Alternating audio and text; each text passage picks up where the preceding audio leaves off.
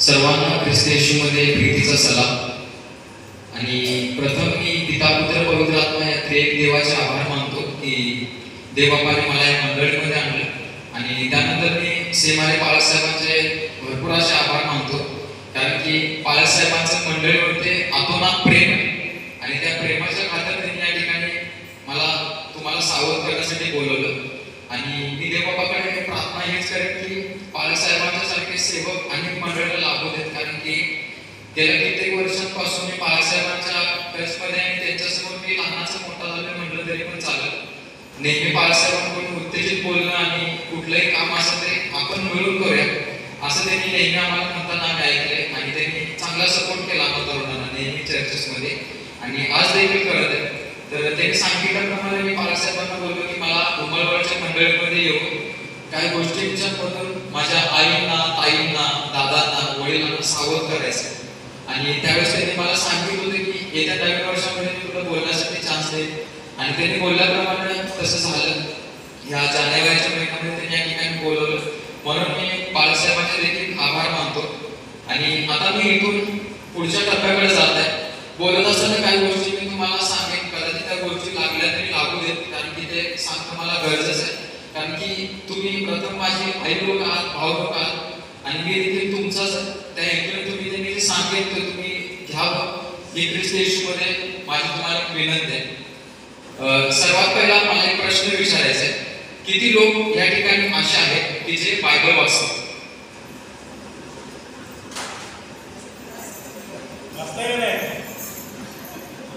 बऱ्यापैकी लोक बायबल वाचणार आहेत, देवाला धन्यवाद असो.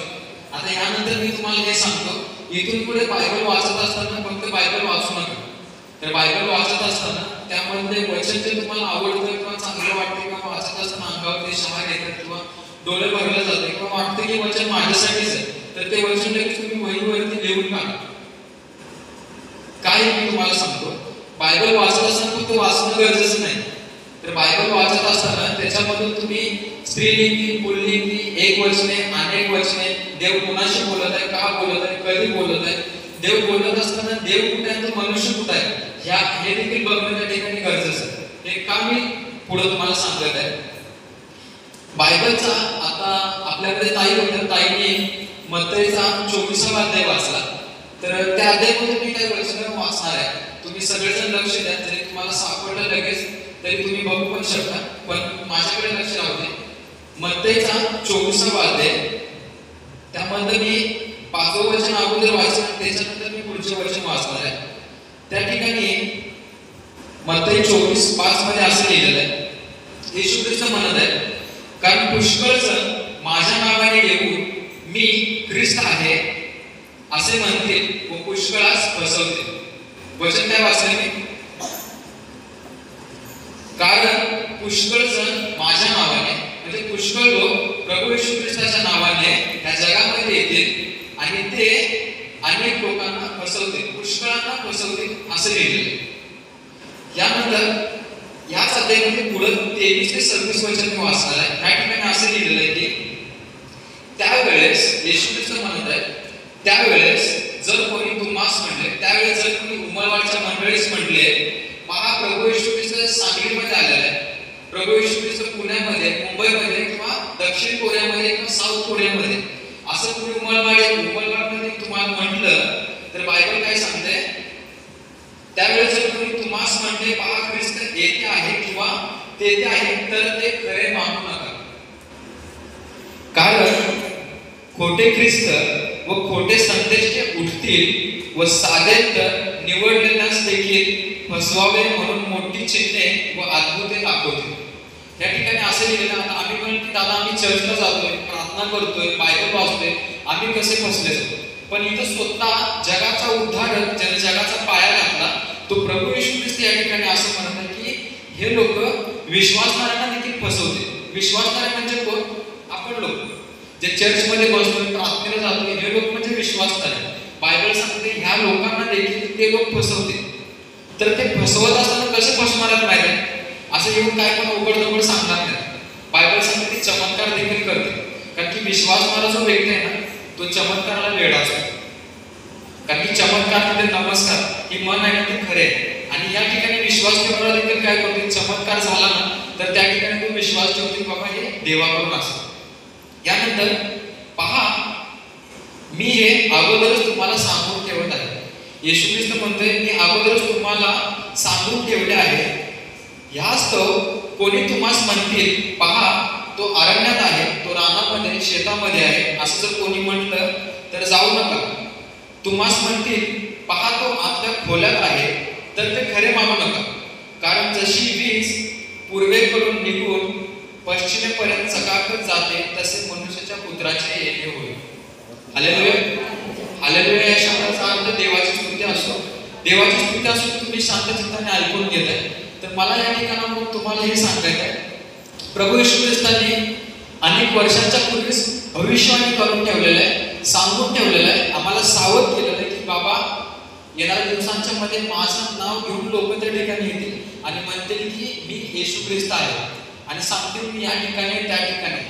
आणि तुम्ही हे बायबलमध्ये कधी वाचलंय असं लिहिलेलं की पुष्कळ जण माझ्या नावाने येतील असं लिहिलेलं कधी वाचलंय?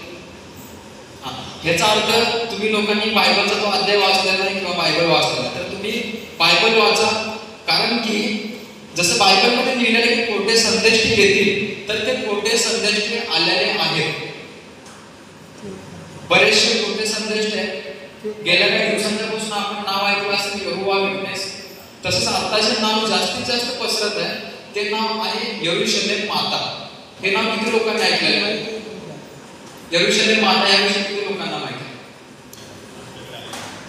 देवाला धन्यवाद, ते लोक या ठिकाणी आलेले आहेत. येण्या अगोदर तुम्हाला सावध करण्यासाठी जेव्हा आपण या ठिकाणी योजना आखलेली आहे.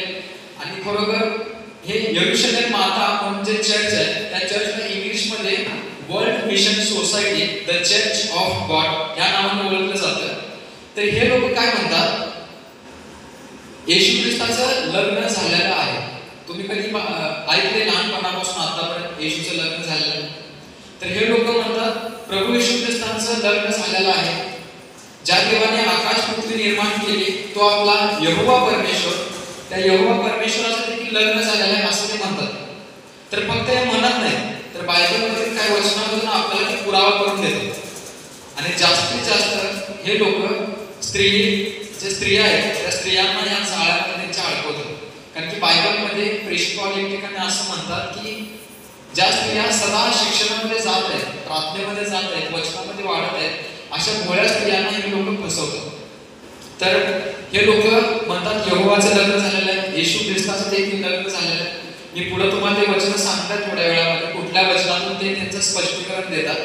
तर हे लोक असं सांगून आम्हा लोकांना फसवतात. म्हणून मला तुम्हाला अजून एक सूचना द्यायची आहे.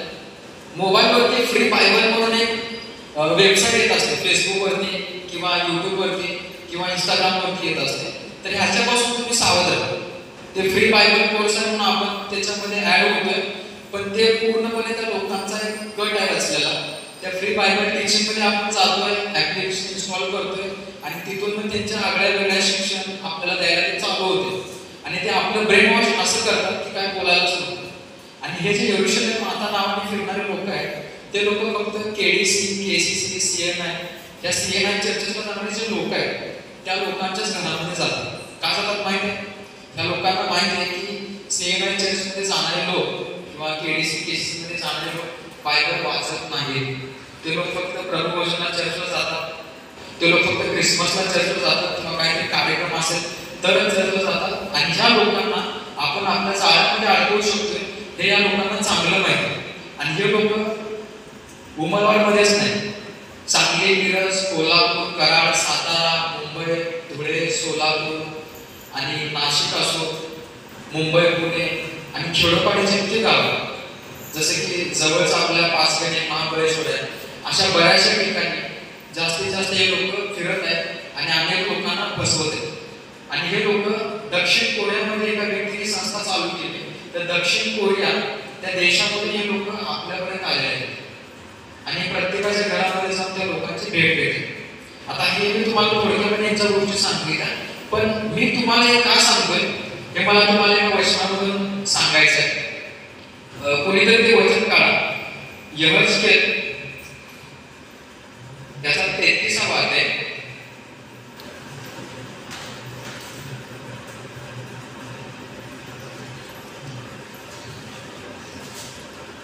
यहेजकेल 33 7 8 आणि 9 वचन सापडलं नसेल तर मी वाचतो, फक्त तुम्ही लक्ष द्या त्याकडे. यहेजकेल याचा 33वा अध्याय 7 8 आणि 9 वचन मी वाचतो. या ठिकाणी असे लिहिलेले आहे, तर हे मानवपुत्रा, मी तुला इस्रायल घराण्याचा पहारेकरी नेमले आहे, म्हणून तू माझ्या तोंडचे वचन ऐकून माझ्या वतीने त्या सावध कर. देवबापाने तुम्हाला या ठिकाणी इस्रायल म्हणून ठेवलेलं आहे आणि देवबाप तुम्हाला या ठिकाणी सांगण्यासाठी कुणाला तरी उभं करतो, पाळायचं आहे आणि अनेक चांगले लोकांच्या वचनातून तुम्हाला सांगत असतात. तर या ठिकाणी परमेश्वर असं म्हणतोय, हे दुर्जना तू मरशील असे मी कोणा दुर्जनास म्हटले असता, जर त्याला त्याच्या मार्गापासून मागे फिरण्याविषयी तू बोलून त्यास सावध केले नाही, तर तो आपल्या अधर्मानेच मरेल करा, पण त्याच्या रक्तपाताचा जाप मी तुझ्याजवळ मागेन. त्या दुर्जनाने आपल्या मार्गावरून मागे फिरावे म्हणून तू त्यास सावध केले असताही तो आपल्या मार्गावरून मागे न फिरल्यास तो आपल्या अधर्मानेच मरेल करा, पण तू आपल्या जीवाचा बचाव करशील. या ठिकाणी जे वचन आहे ते वचन असं म्हणते, परमेश्वर देव म्हणते की पुन्हा दुर्जनास किंवा पुन्हा पापी व्यक्तीस मी परमेश्वराने जर असं म्हणलं की तू पाप करतोयस किंवा तू वाईट वागतोयस म्हणून तू मरशील, आणि असं एखाद्या व्यक्तीला म्हटलं आणि जर एखाद्या चांगल्या पुढारी व्यक्तीने जो बायबलच्या वाचनामध्ये त्या व्यक्तीने जाऊन जर त्या व्यक्तीला सावध नाही केले की तू करत आहेस चुकीचं आहे, तर हा व्यक्ती जर मरण पावला तर देवबाप त्याच्या रक्तपाताचा त्या बायबल वाचणाऱ्या व्यक्तीला विचारतो.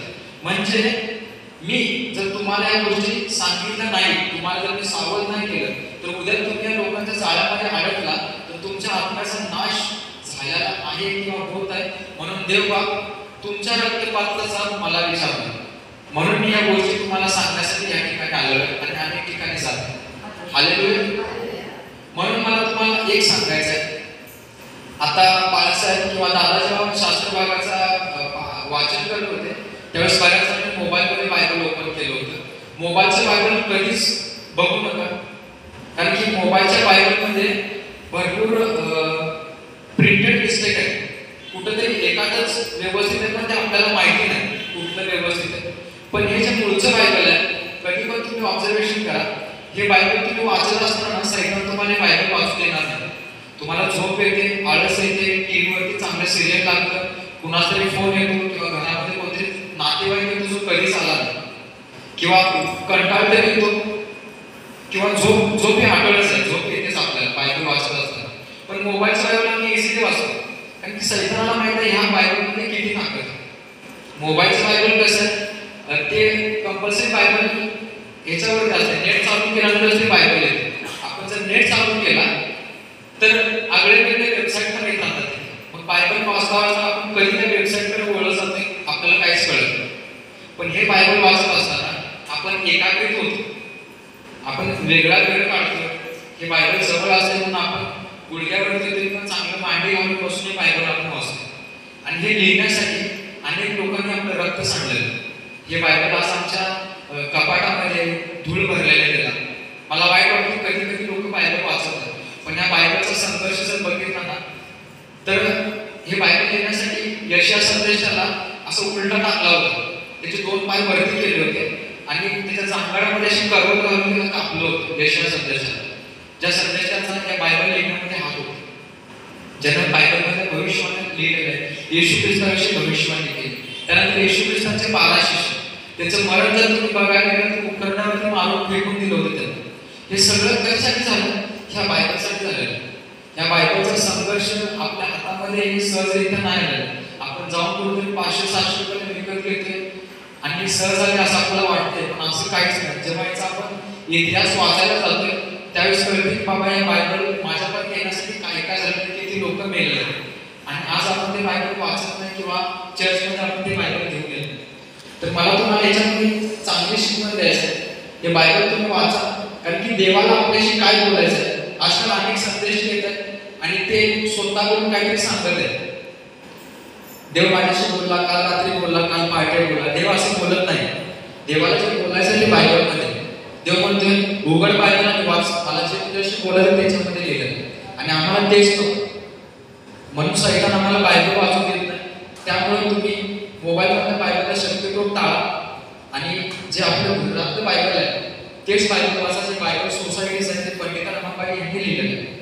त्यानंतर हे यरूशलेम माता म्हणून जे कल्ट आहे, हे लोक जेव्हा आपल्या घरामध्ये येतात त्यावेळेस हे काय प्रश्न करतात, ते प्रश्न मला तुम्हाला सांगायचे आहेत. त्या प्रश्नांच्या अगोदर मी तुम्हाला अजून एक वचन सांगणार आहे. बायबलमध्ये गलतीकरास पत्र हे किती जणांना माहित आहे वाचून, किंवा हे नाव गलतीकरास पत्र पहिला अध्याय दुसरा अध्याय ताईला माहित आहे, अनेक दादांना माहित आहे, सगळ्यांना माहित आहे. तर गलतीकरास पत्रामध्ये गलती नावाचं एक गाव होतं. तर त्या गावामध्ये असेच लोक गेले होते, जसे आता येत आहेत ना यरूशलेम माता या नावाने, तसे अनेक लोक याचे वेगवेगळ्या नावाने आणि काय पण सांगायचे लोकांना. त्यावेळेस प्रेषित पाऊल त्या मंडळीमध्ये जातात आणि लोकांना म्हणतात, गलतीकरास पत्र पहिला अध्याय 6 ते 9 वचन मी वाचत आहे. त्या ठिकाणी प्रेषित पाऊल त्या लोकांना म्हणतात, मला आश्चर्य वाटते की ज्याने तुम्हाला ख्रिस्ताच्या कृपेत पाचारण केले त्याच्यापासून तुम्ही इतके लवकर अन्य सुवार्थाकडे वळता. ती दुसरी नाही पण तुम्हाला घोटाळ्यात पाडणारे व ख्रिस्ताची सुवार्ता विपरीत करून पाहणारे असे कित्येक आहेत. परंतु जी सुवार्ता आम्ही तुम्हाला सांगितली, इथं लक्ष द्या 11व्या वचनाकडे, परंतु जी सुवार्ता आम्ही तुम्हाला सांगितली तिच्यावरून निराळी सुवार्ता आम्ही तुम्हाला सांगितली किंवा स्वर्गातून आलेल्या देवदूताने सांगितले तरी तो शापग्रस्त असो. आम्ही अगोदर सांगितले तसे मी आताही पुन्हा सांगतो की जी तुम्ही स्वीकारली तिच्यावरून निराळी सुवार्ता कोणी तुम्हाला सांगितल्यास तो शापग्रस्त असो.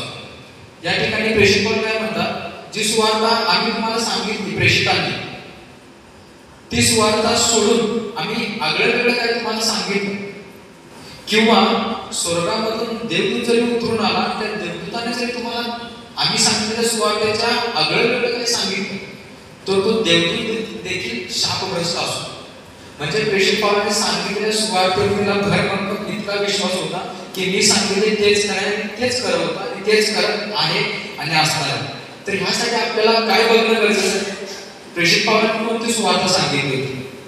आता आजकालचे लोक आलेले आहेत ते काय सुवार्ता सांगतात माहिती आहे का, ते म्हणतात येशूचं लग्न झालेलं आहे, यहोवाचं लग्न झालेलं आहे आणि पवित्र आत्मा ह्या नावाने येशू ख्रिस्त दक्षिण कोरियामध्ये आलेला आहे.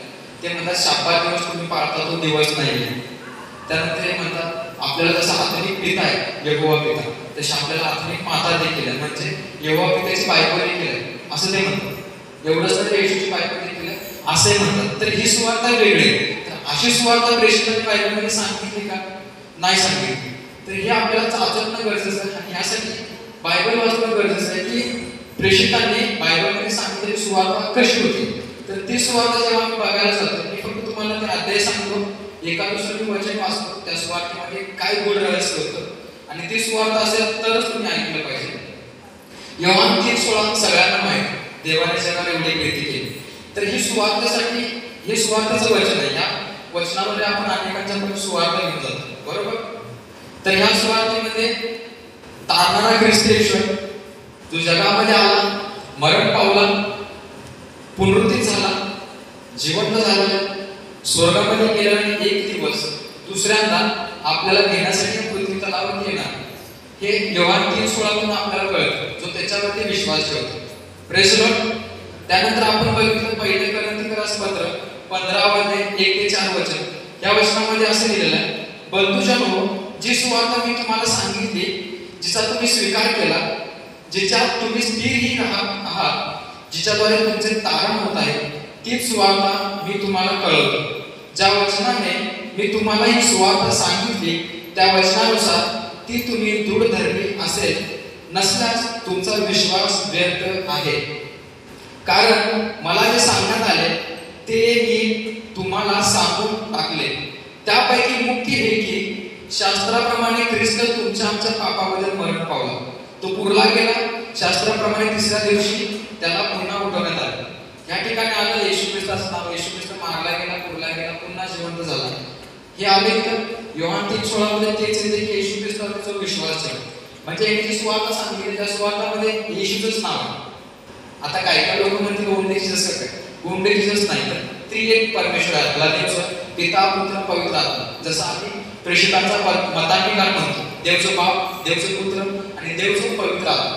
हा आपला देव ज्याला आपण तीन गोष्टींच्या मध्ये म्हणतो की पिता पुत्र आणि पवित्र आत्मा. त्यानंतर आपण बघायला गेलो प्रेषितांच्या कृत्येमध्ये शंडाला ज्यावेळेस बाप्तिस्मा देण्यात आला त्यावेळेस तो बाप्तिस्मा देत असताना त्यांना यशाचा ग्रंथ वाचून दाखवला. त्या ग्रंथामध्ये येशू ख्रिस्ताविषयी लिहिलं होतं. येशू ख्रिस्त जगामध्ये आला, त्याला मारण्यात आलं, मारत असताना तो कोकरासारखा शांत होता, त्याला वधावयास दिलं आणि ह्याच गोष्टी त्याने त्या ठिकाणी सांगितलं. त्यानंतर प्रेषितांचे कृत्य 4 कामाने पण येशू ख्रिस्तांच्या विषयी सुवार्ता सांगितली. तो मरण पावला, उठला, एक दिवस घ्यायला येणार आहे. त्यानंतर प्रेषितांचे कृत्य 3 अध्याय 13 ते 15 वचनामध्ये पण वधस्तंभ, ख्रिस्ताचं जीवन, मरण आणि उठणे ह्या गोष्टींविषयी सांगितलं आहे. तर ह्या सुवार्तेतून आम्हाला काय कळतं की ती सुवार्ता आम्ही ऐकली पाहिजे ज्या सुवार्तेमध्ये प्रभू येशू ख्रिस्त जगामध्ये आलेलं सांगितलेलं आहे की आमच्यासाठी आमचे पाप त्याने स्वतःवरती घेतलं हे सांगितलेलं आहे. आणि त्यानंतर तो मरण पावला, पुन्हा जीवन झाला आणि एक दिवस आम्हाला देण्यासाठी येणार आहे. ही सुवार्ता असेल तरच आम्ही ऐकलं पाहिजे. Praise Lord. ह्याच्या व्यतिरिक्त जर तुम्हाला ह्या लोकांना जर उत्तर देता येत नाही, हे लोक तुमच्या घरामध्ये आले, ह्या लोकांना कसं ओळखायचं मी तुम्हाला एक चिन्ह देतो. हे लोक घरामध्ये आल्यानंतर पहिला तुम्हाला हे म्हणतात की बाबा तुम्ही ख्रिस्ती आहात. माझ्या मित्राच्या घरी ते आम्ही बँकचे सर्वे करणारे म्हणून गेले होते आणि पहिला त्याच्या घरामध्ये थोड्याफार गोष्टी बोलले, त्याचा नंबर घेऊन गेले आणि नंतर त्याला फोन करून म्हणजे तुम्ही ख्रिश्चन आहे का? हो आम्ही पण ख्रिश्चन आहे. मला तुमच्यासोबत थोडंसं बायबलविषयी बोलायचं आहे, बोलू शकतो का? हा बोलू शकतो. मग त्यांनी सांगितलं आगळं सगळ्या गोष्टी, येशू इकडे आलेला आहे, तिकडे आलेला आहे, आपल्याला पुजायला जायचं, बऱ्याचशा गोष्टी त्यांनी सांगितलं. तर तुमच्या घरामध्ये काही काम नाही, पण हे आल्यानंतर बायबल आम्हाला काय सांगते? 2 योहान 1 अध्याय 9 ते 11 वचनामध्ये असं लिहिलेलं आहे, ख्रिस्ताच्या शिक्षणाला चिकटून न राहता जो पुढे पुढे जातो त्याला देव प्राप्त झाला नाही. जो शिक्षणाला धरून राहतो त्याला पिता व पुत्र दोघांची प्राप्ती झाली आहे. हे शिक्षण न देणारा कोणी तुमच्याकडे आला तर त्याला घरात घेऊ नका व त्याचे क्षेम कुशल विचारू नका. तो व्यक्ती घरामध्ये आला, तुम्ही दार लावू शकता. देवा तुम्हाला जर असं वाटेल की बाबा देवा तुम्हाला शिक्षा करेल, देवा तुम्हाला शिक्षा करणार नाही. जर असे लोक तुमच्या दारामध्ये आले जे तुम्हाला वाटत बाबा हे काही आगळं सांगायला लागलं, जे आतापर्यंत आम्ही आमच्या मंडळीकडून शिकलो ते नाही तर वेगळंच काय, तर तुम्ही दार लावू शकता. त्यांना पाणी देखील विचारू नका तुम्ही. कारण बायबल सांगते कारण जो त्यांचे स्वागत करतो तो त्याच्या दुष्कर्माचा भागीदार होतो. म्हणजे तुमचा हात पण त्या पापामध्ये जातो. म्हणून तुमच्या घरामध्ये जर असे लोक आले तर त्यांना दारात देखील तुम्ही उभा करू नका आणि त्यांना सांगा की बाबा आम्हाला जे आमच्या मंडळीमध्ये मिळतं ते पुरं आहे. तरी देखील तुमच्या घरामध्ये आले तर तुम्ही बाळासाहेबांना संपर्क करा. त्यांना सांगा की असे लोक आले त्यांच्याशी आम्ही बोलू का नको, काय करू. मग ते जे सांगतील तो निर्णय तुम्ही घेणं आवश्यक आहे. त्यानंतर आपण बघायला गेलो मत्ती 24 अध्याय 23-24 मध्ये असं लिहिलं आहे की त्यावेळेस जर कोणी तुम्हाला म्हणते पहा ख्रिस्त येते आहे किंवा तेथे आहे तर ते खरे मानू नका. कारण खोटे ख्रिस्त व खोटे संदेश उठतील व साधे तर निवडलेल्यांना देखील फसवावी मोठी चिन्हे व अद्भुते दाखवतील. त्यानंतर 2 तिमोथी 3 अध्याय 7 वचनामध्ये असं लिहिलेलं आहे, सदा शिकत असूनही सत्याच्या ज्ञानाला कधी न पोहोचणाऱ्या अशा भोळ्या स्त्रियांना ते वश करतात. आणि हे लोक माता माता माता हे नाव सांगून जे आई लोक आहेत ना, जे स्त्री लोक आहेत, लेडीज लोक आहेत, त्यांना जास्त ते भोरळ घालतात, त्यांना इमोशनली ब्लॅकमेल करतात, त्यांना असं एकदम गुंडाळतात प्रेमाचं काहीतरी सांगून. आणि त्यांची एक टीम आहे, वयस्कर व्यक्तीसोबत बोलण्यासाठी वयस्कर व्यक्तीला पाठवतात, तरुण व्यक्तीसोबत बोलण्यासाठी तरुण व्यक्ती असतो. असं करून करून त्यांनी हा व्यक्ती त्याच्यासोबत बोलू शकते, मग आपण याला या एरियामध्ये पाठवू शकतो, असं ते प्लॅन करून या लोकांना पाठवतात. आणि तुम्हाला ते म्हणतात की तुम्हाला सत्य ऐकून घ्यायचं आहे घरामध्ये आल्यानंतर. मग ते सत्य ऐकून घ्यायचं आहे का म्हणून त्यांचे प्रश्न मी तुम्हाला सांगतो. ते म्हणतात बायबलमध्ये वधू कोणाला म्हटले आहे हे तुम्हाला माहिती आहे. मी प्रश्न सांगता सांगता तुम्हाला हे सांगतो, बायबलमध्ये वधू कुणाला म्हटलेलं आहे तुम्हाला माहिती आहे? Praise the Lord. बायबलमध्ये वधू म्हणजे ही मंडळी, तुम्ही जे बसलाय ना हे मंडळी म्हणजे देवाची पत्नी. हालेलुया. तर हे काय म्हणतात बायबलमध्ये ज्याला वधू म्हटलेलं आहे ना, तर ती वधू म्हणजे एक खरोखर एक स्त्री म्हणतात. आणि ती स्त्री वगैरे कोणी नाही. हे लोक एक तर यांना कुठल्यातरी संस्था पैसे देते किंवा हे लोक सैतानाने पाठवलेले लोक. तर हे म्हणतात बायबलमध्ये वधू कोणाला म्हटलंय तुम्हाला ठाऊक आहे का? आणि वधू ही यहोवा मी त्याची पत्नी आहे तुम्हाला माहित आहे का? त्यानंतर हे म्हणतात की देव हा एकटा नाही तर त्याला पत्नी आहे असं ते म्हणतात. त्यानंतर हे म्हणतात तुम्ही नर आहे ना, म्हणजे देवाच्या प्रतिरूपाचा अर्थ स्त्री ही नारी आहे. मग ती कोणाचे प्रतिरूप आहे? आता उत्पत्तीमध्ये असं लिहिलं की परमेश्वर देवाने आपल्या प्रतिरूपाचा मनुष्य बनवलेला. तर हे काय म्हणतात देवाने नराला त्याच्या प्रतिरूपाचं बनवलेलं. बरोबर. मला त्यांनी जेव्हा प्रश्न केला त्यावेळेस मला तो व्यक्ती म्हटला की तू नर आहेस ना, तू कोणाच्या प्रतिरूप आहेस? मी म्हटलं नराचं म्हणजे परमेश्वर. मग म्हटलं की नारी कोणाच्या प्रतिरूप आहे? मी म्हटलं नारी पण परमेश्वराचं प्रतिरूप आहे. आणि देव बापाने मी तसं म्हणणं गरजेचं होतं कारण की का त्याचा जो पुढचा प्रश्न होता तो प्रश्न त्याचा असा होता, नर जर परमेश्वराच्या प्रतिरूपाचे आहे तर नारी जी आहे ती नारी मातेच्या प्रतिरूपाची आहे. माता ही कोण आहे? ती स्वर्गामध्ये म्हणतात तिचं नाव यरूशलेम आहे.